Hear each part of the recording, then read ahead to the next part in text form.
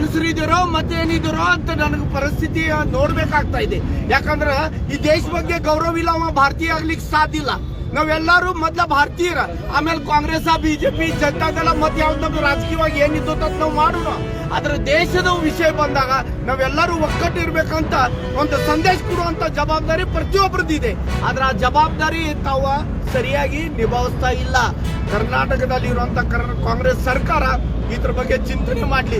ಇಲ್ಲರಿ ಕರ್ನಾಟಕ ನಾಡಿನ ಜನ ನಿಮ್ಗೆ ಆಶೀರ್ವಾದ ಮಾಡಿ ಅಧಿಕಾರ ಕೊಟ್ಟಿದ್ದರು ಒಳ್ಳೆ ಕೆಲಸ ಮಾಡ್ಲಿಕ್ಕೆ. ಮತ್ತೆ ಇವತ್ತಿನ ವಿಷಯ ಅಂತ ದೇಶಭಕ್ತಿ, ದೇಶ ಮೇಲೆ ಇರುವಂತ ಪ್ರೀತಿ ತೋರಿಸುವಂತ ಒಂದು ಅವಕಾಶ.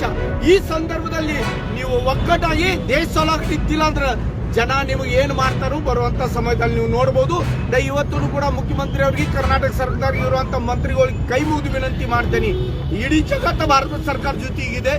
ಭಾರತ ದೇಶದಲ್ಲಿ ಎಲ್ಲಾ ರಾಜ್ಯಗಳು ಕೂಡ ಬಹಳ ಪ್ರಾಮಾಣಿಕವಾಗಿ ಪಾಕಿಸ್ತಾನ ಜನರಿಗೆ ವಾಪಸ್ ಕಳಿಸುವಂತ ಕೆಲಸ ಮಾಡ್ತಾ ಇದ್ದಾರೆ. ಕರ್ನಾಟಕದಲ್ಲಿ ಇರುವಂತ ಪಾಕಿಸ್ತಾನಿ ಜನರಿಗೆ ವಾಪಸ್ ಕಳಿಸುವಂತ ಕೆಲಸ ನೀವು ಪ್ರಾಮಾಣಿಕವಾಗಿ ಮಾಡ್ರಿ. ನೀವು ಭಾರತೀಯ ಜನತಾ ಪಾರ್ಟಿಯವರ ಪ್ರತಿಯೊಂದಕ್ಕೂ ಹೋರಾಟ ಮಾಡಬೇಕು.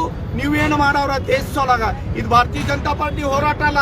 ಇದು ಹೋರಾಟ ಭಾರತ ದೇಶದಲ್ಲಿ ಇರುವಂತ ಪ್ರತಿಯೊಬ್ಬ ವ್ಯಕ್ತಿದ ಹೋರಾಟ.